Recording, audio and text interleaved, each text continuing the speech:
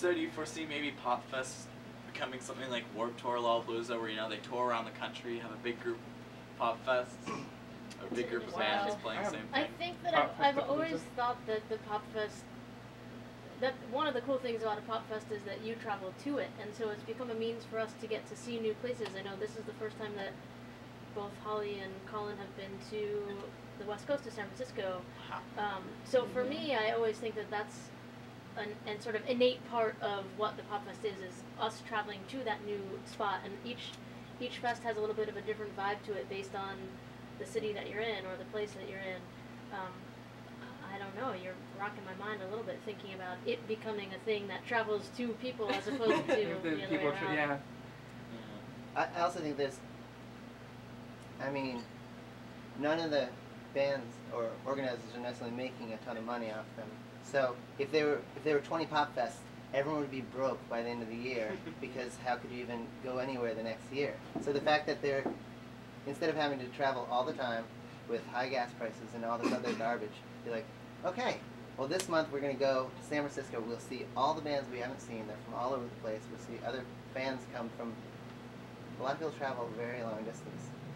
And you get surprised by people who know your songs that you're like, don't come across. Is that accurate? Sure. How long have you been in San That sounds like what you believe. What was that? How long have you been in San Francisco so far?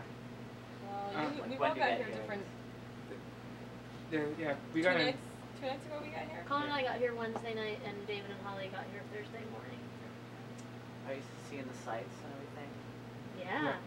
I'm like, I can't possibly think about playing a show. My feet are killing me from walking. So what do you think of, for those of you that haven't been to the West Coast in San Francisco before, what do you think of it? Oh, I love it. I love it.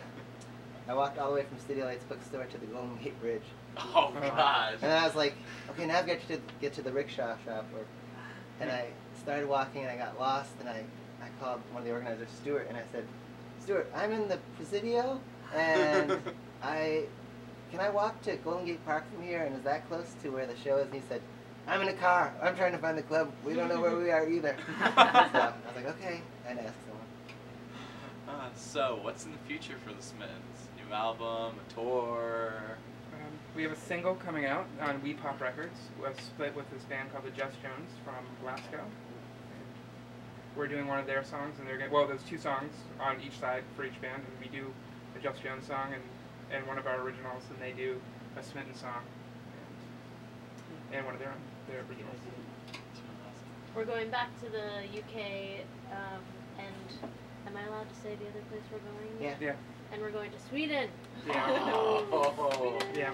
Oh, We're man, excited that's about pretty it. awesome. I've never been. Has Max been there? I don't think so. I think none of us have been there.